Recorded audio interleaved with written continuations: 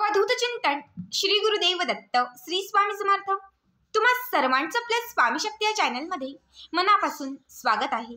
स्वामी तुम्हा सर्वांच्या सर्व चांगल्या इच्छा पूर्ण करोत एवढीच स्वामींच्या चरणी प्रार्थना करते आणि आपल्या आजच्या या नवीन आणि सुंदर व्हिडिओला पुन्हा एकदा नव्याने सुरुवात करते।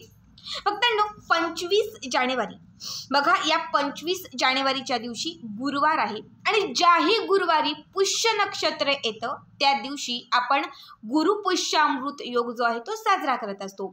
या गुरुवारी बरोबर पुष्य नक्षत्र येत आहे, त्यामुळे गुरुपुष्यामृत योग जो आहे तो बनत आहे। त्याचबरोबर शाकंभरी पौर्णिमा देखील आहे बघा। अत्यंत शुभ आणि सर्वात महत्त्वाचा दिवस, सर्वात महत्त्वाचा योग आहे।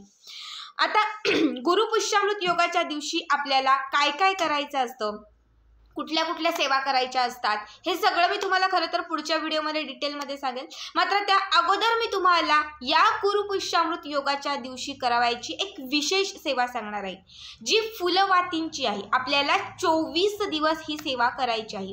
ज्यांच्याही आयुष्यात खूप जास्त दारिद्र्य आहे, नकारात्मकता खूप जास्त आहे, किंवा काही केल्या घरातील गरिबी संपत नाहीये, चांगले दिवस येत नाहीयेत, लक्ष्मीची कृपा होत नाहीये, त्या प्रत्येकाने या गुरुपुष्यामृत योगापासून ही 24 दिवसांची फुलवातींची सेवा आवर्जून करा। या 24 दिवसांच्या आत तुमच्या घरामध्ये बरकत येईल, माता लक्ष्मीची कृपा प्राप्त होईल, तुमची अडलेली कामे मार्गी लागतील, तुमच्या घरामध्ये चहूबाजूनी पैसा येईल आणि विशेष म्हणजे आलेला जो पैसा आहे तो खेळता राहील।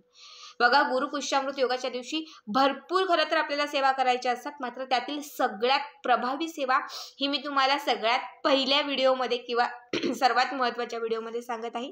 त्यासाठी आपला आजचा हा व्हिडिओ शेवटपर्यंत पहा आणि जे कोणी आपल्या चॅनलवरती नवीन असतील त्यांनी लगेचच आपल्या चॅनलला सबस्क्राईब करा, कारण तुम्ही आपल्या चॅनल सबस्क्राईब केल्यामुळे मी पुढचे जे व्हिडिओ बनवेन ते सर्वात आधी तुम्हा सर्वांपर्यंत पोहोचतील। खरं तर बरेच आपले जे जुने स्वामी भक्त आहेत त्यांना ह्या सेवा माहितीही असतील, पण जे नव्याने आपल्यासोबत जोडलेले आहेत त्यांना अजूनही ह्या सेवा माहिती नसतील। त्यांनी व्यवस्थित शेवटपर्यंत ऐका। आपल्याला गुरुपुष्यामृत योगाच्या पहिल्याच दिवशी, म्हणजे ज्या दिवशी गुरुपुष्यामृत योग आहे गुरुवारी, तर सकाळी 8:16 ही सेवा जी आहे ती करायची। दिवसभरात कधीही केली तरीही चालेल, कारण 8:16 पुष्य नक्षत्र सुरू होत आहे, त्यामुळे त्याच वेळानंतर आपल्याला ही सेवा करायची आहे। यासाठी बघा, या सेवेसाठी आपल्याला चांदीचं निरांजन असणं खूप महत्त्वाचं आहे। चांदीची वाटी असेल, चांदीचं निरांजन असेल तर उत्तम। आता प्रत्येकाची परिस्थिती अशी असते नाही की प्रत्येकजण चांदीचीच निरांजन किंवा चांदीचीच वाटी घेऊ शकेल। मग तुमच्याकडे अगदी जी निरांजन असेल, मातीची असेल किंवा मग स्टीलची असेल, पंचधातूची असेल, पितळेची असेल, कुठलीही असेल तरी ती घ्या, फक्त ती आकाराने थोडी मोठी असेल अशी घ्या। किंवा जर तुमच्याकडे मातीचं एखादं मोठं भांडं असेल तर ते घेतलं, ज्यामध्ये आपण कापूर जाळतो, ऊद जाळतो बघा, मोठं एक भांडं असतं, तर माझ्याकडे पण ते आहे, ते घेतलात तरीही चालेल। यासाठी तुम्हाला फुलवाती लागणार आहेत। एक बाजारातून फुलवातींचं पॅकेट आणून ठेवा, जर घरी बनवत असाल तर अत्यंत उत्तम। तुम्हाला पहिल्याच दिवशी काय करायचंय, आपण ही सेवा जी आहे ती 24 दिवसांची करणार आहोत। सगळ्यात आधी पहिल्या दिवशी संकल्प करायचा आहे, देवघराच्या समोर आसन टाकून बसायचं आहे, दिवा लावायचा आहे। त्यानंतर माता लक्ष्मीच्या समोर तुम्हाला संकल्प करायचा आहे की मी आजपासनं सलग 24 दिवस फुलवातींची ही सेवा करणार आहे। माझ्या आयुष्यातील दारिद्र्याचा, दुःखांचा, संकटांचा, कलहांचा नाश होऊ दे, माझ्या घरामध्ये माता लक्ष्मी तुझी कृपा राहू दे, माझ्या घरामध्ये अखंड पैसा येऊ दे, माझ्या घरामध्ये सुख, शांती, ऐश्वर्य ह्या सगळ्यांचीच प्राप्ती होऊ दे, माझ्या घराची, माझ्या मुलांची, माझ्या पतीची भरभरून प्रगती होऊ दे, मी न चुकता ही सेवा जी आहे ती एवढ्या दिवस कंटिन्यू करणार आहे, असं संकल्प करायचा आहे। आणि मग त्यानंतर या सेवेला सुरुवात करायची आहे। मग आता तुम्ही जी पंटी घेतलेली आहे किंवा तुम्ही जे निरांजन घेतलेलं आहे त्याच्यामध्ये सगळ्यात आधी एक तुम्हाला फुलवात ठेवून द्यायची आहे। फुलवात ठेवून दिली की त्यानंतर त्याच्यावरती तुम्हाला थोडंसं गाईचं शुद्ध तूप घालायचं आहे। आता गाईचं नसेल, तुमच्याकडे जे कुठलं तूप असेल ते घातलं तरीही चालेल, पण तूप असणं महत्त्वाचं आहे। थोडंसं तूप घालायचं आहे आणि त्यानंतर तुम्हाला ही जी वात आहे ती प्रज्वलित करायची आहे। ही झाली पहिली दिवसाची सेवा। दुसऱ्या दिवशी काय करायचं, तर दुसऱ्या दिवशी आपल्याला 2 वाती ठेवायच्या आहेत, 2 फुलवाती ठेवायच्या आहेत। फुलवात म्हणजे बघा, ज्याचं टोक वरती असं त्याला फुलवात असं म्हणतात। पूजेचं साहित्य जिथे मिळतं तिथे सहज या वाती मिळतील। दुसऱ्या दिवशी 2 फुलवाती ठेवायच्या, पुन्हा त्याच्यावरती थोडंसं तूप घालायचं, पुन्हा या वाती जाळायच्या।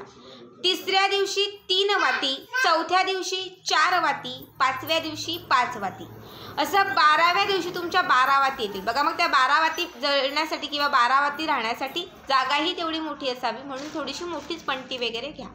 12व्या दिवशी 12 वाती होतील.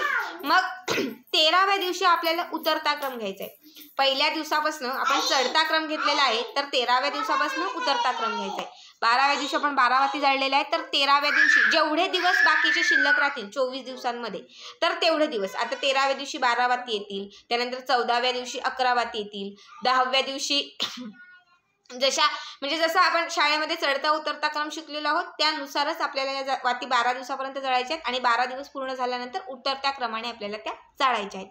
ठीक आहे. शेवटच्या दिवशी म्हणजे 24व्या दिवशी बरोबर आपली 1 वाती. आता या वाती जाळत असताना त्यांच्यासोबत सेवा कुठल्या करायच्या, तर आपल्याला 1 वेळा व्यंकटेश स्तोत्र म्हणायचं आहे. तुम्हाला 21 वेळा गायत्री विष्णू गायत्री मंत्र जो आहे तो म्हणायचा आहे. 1 वेळा तुम्हाला लक्ष्मी अष्टकम महालक्ष्मी अष्टकम जे आहे ते म्हणायचं आहे. त्यानंतर तुम्हाला श्री स्वामी समर्थ या माळीचा हा जो मंत्र आहे हा 1 माळ तुम्हाला जप करायचा आहे. अत्यंत साध्या आणि सोप्या सेवा आहेत ज्या आपल्याला 24 दिवस या वाती जळत असताना करायच्या आहेत. बघा 24 दिवस पूर्ण झाल्यानंतर ही सेवा तिथे स्टॉप करायची आहे. रोज जेव्हा तुम्ही वाती जाळत असाल, समजा आजपासून मी सेवेस सुरुवात केली, मी वाती जाळत आहे, त्याची जी काजळी तयार होईल ती दुसऱ्या एखाद्या वाटीमध्ये ठेवून द्या, दुसऱ्या एखाद्या भांड्यामध्ये काढून ठेवा. दुसऱ्या दिवशी पुन्हा जाळाल तेव्हा पुन्हा दुसऱ्या दिवशीची जी काजळी आहे ती त्याच वाटीमध्ये घाला. अशी काजळी जी आहे म्हणजे याची जी राख तयार होईल या वातींची ती सगळे एका डब्यामध्ये साठवून ठेवा आणि 24व्या दिवशी ती जी राख आहे ती कुठल्या एखाद्या झाडाखाली टाकून द्या, चालेल. बघा आता ही सेवा करत असताना समजा मध्येच मासिक धर्म आला तर काय करायचं. आपल्या घरामध्ये जर कोणी ही सेवा करणारं असेल, आता माझी मुलगी आहे, माझी जाऊबाई आहे, सासूबाई आहे, पती आहे, ते करू शकतात, तर त्यांना करायला लावा. समजा करणारं कुणीच नसेल तर मग ते 2 ते 3 दिवस स्किप करा आणि त्याच्या पुढचे जे दिवस आहेत ते काउंट करा. कारण जर मासिक धर्म आला तर ऑप्शन नसो, पर्याय नसो, तेवढे दिवस आपल्याला ती सेवा स्किप करायला लागते. ठीक आहे. या सेवेमध्ये ही सेवा सुरू असताना नॉनव्हेज खायचं का, तर अजिबात नाही. नॉनव्हेज ग्रहण करायचं नाही. कुठलीही संकल्पयुक्त सेवा करत असताना त्यामध्ये नॉनव्हेज जे आहे ते खायचंच नसतं. त्याचबरोबर ब्रह्मचर्याचं पालन करायचं का, तर तेही तुमच्यावरती डिपेंड आहे. जर तुम्ही करू शकत असाल की ताई आम्ही ब्रह्मचर्याचं पालन करणार आहोत तर तुम्ही करू शकतात. किंवा मग दुसऱ्या दिवशी जेव्हा आपण सेवा करत असाल तेव्हा स्वच्छ स्नान वगैरे आपण करून त्यानंतरच सेवा आणि पूजा करतो, तर मग समजा नाही पालन केलं तरीही चालेल. ठीक आहे. अशा पद्धतीने तुम्हाला ही जी सेवा आहे ती कंटिन्यू करायची आहे. आर्थिक भरभराटीसाठी, लक्ष्मीच्या प्राप्तीसाठी विशेष सेवा आहे. प्रत्येकाला सांगेल की ज्याच्याही आयुष्यात खूपच जास्त कठीण प्रसंग आहेत, लक्ष्मीची कृपा होतच नाहीये, गरिबी खूप आहे, दारिद्र्य हटत नाहीये, त्या प्रत्येकाने ही सेवा आवर्जून करा. आजचा हा व्हिडिओ तुम्हाला कसा वाटला नक्कीच कमेंट करा आणि पुढचे व्हिडिओ पाहण्यासाठी चॅनलला सबस्क्राईब करा. श्री स्वामी समर्थ. जय जय स्वामी समर्थ.